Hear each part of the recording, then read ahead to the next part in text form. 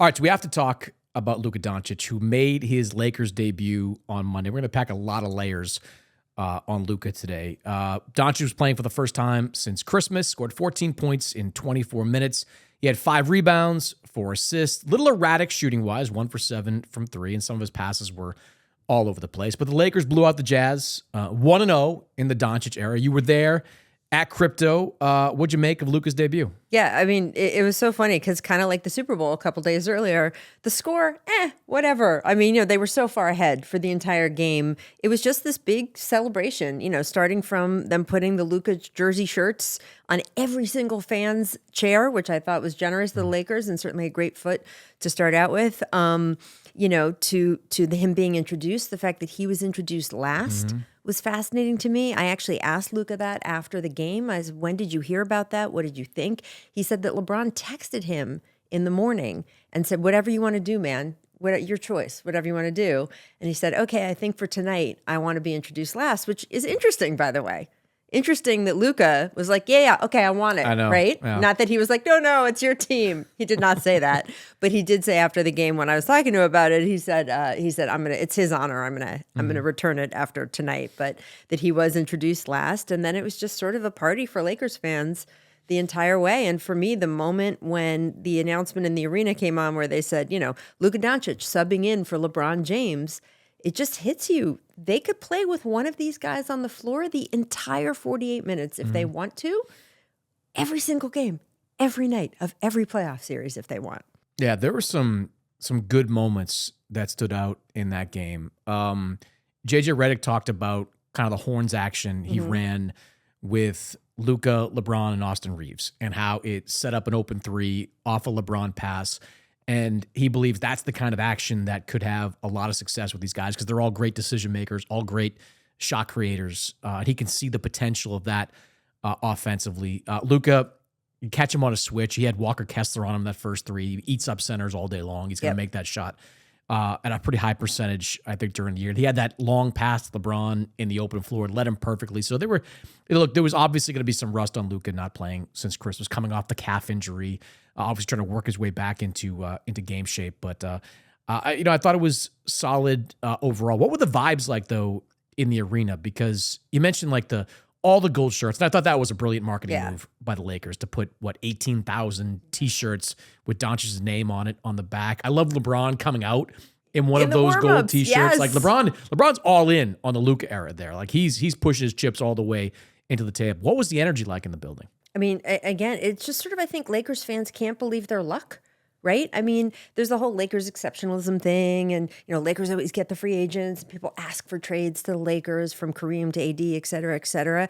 This was literally just a gift that was thrown at them. And people cannot believe that they're going to have 10 years of this guy who's so electric, who, yes, as you said, was a little rusty last night, and he admitted he was a little nervous before the game, but who we've all seen what he can do. I mean, he's just so much fun to watch.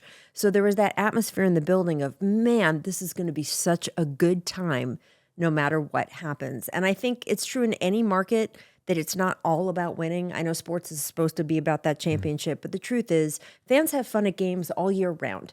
You're not a fan if you're not enjoying it also in December and March and all the other times of year. And I think that's true, frankly, in LA more than any other time, any other place, because with the Lakers, if the celebrities are there, if the game is popping, if the Laker girls are out and doing their thing, the whole event is an evening unto itself, as opposed to just how is this going to count toward our win and loss record in terms of winning the championship. And the fact that the Lakers now have this traveling party that's going to continue to exist post-LeBron with Luka Doncic. I think fans were all of that was coming into play last night, and they were enjoying it. Not for nothing, but the Lakers are white hot right now. I mean, they've 10-1 in their last 11. 10 of their last 11, 6 straight with that win over Utah. I was looking up some of the stats over this 11-game stretch. They are 5th in the league in offensive efficiency during that stretch. They're number 1 in defensive efficiency, which is a remarkable statistic for a team that is not very good on paper. And hasn't had Anthony Davis not just last night, but for 5 games? Yeah, several of these games. Yeah. They're playing great defense. How much of this, and we're going to get into Mark Williams and what happened there in a minute, but like how much of this is sustainable? Because you look at the Lakers and you can see the offense being top 5. Like, you can see them having an elite offense even without any real front court help. But like, how can they sustain this defensively? Can they get enough stops to be a contending team? Because right now, that win pushed them to 4th in the Western Conference. So by any metric, they are a contender. Look, one of the things that Nico Harrison said to justify the trade on his end was defense wins championships. We've talked about that. I'm not sure that's true anymore. Certainly not to the extent it used to be, but it certainly doesn't win the regular season. So I think with the offensive firepower that the Lakers have, especially now, I think that they will win a lot of games between now and the end of the regular season, assuming health on everyone's part, which will put them in a good position in the playoffs for playoff matchups. The question is, will they then run into a team with a huge, upfront attack that they can't really fight against, and night after night with not being able to put up the kind of defense that we do expect in the playoffs, regardless of whether it wins you the championship or not, whether that is where they're going to stumble, and they could end up having this really good regular season record and be in a great position seeding wise in the playoffs, and you hit the wrong team in the first round and you could still lose with this roster. I mean, what do you think? I think there's going to be nights in the second half where they get bludgeoned, because I think as teams settle in and look at this Lakers rotation, especially with that backcourt, where you've got Austin Reeves, who's been hunted all season long, Luka, even at his best, is an average defensive player. LeBron is the difference maker. He's playing out of his mind defensively. Sure. Like, his defensive game has been ratcheted up several notches over these last few weeks. It is fair to wonder if it's sustainable for the next 2.5 months. Like, that's going to be tough. So, more than that. Right. 2.5 months, and then the real season starts. And the postseason. I'm more thinking like the regular season. Yes. I think they're going to have some nights where they just get smoked, like, defensively, because they don't have anybody backstopping it right now. Jackson Hayes is the starting center. The next big is Christian Koloko hanging out there on the bench. Rui Hashimura in that front court. They don't have shot blocking. They don't have rim protection there. And so I think that's going to be a problem for them defensively. There's now the latest reporting as of this minute on this podcast, and of course it changes every 5 seconds. Apparently trades get done and undone every 5 seconds. Yes. Is that Alex Len was supposed to sign with Indiana, and that is now possibly getting unfurling, and that he will in fact end up here in LA with the Lakers. I don't know if that changes this picture that you're painting. I think it helps.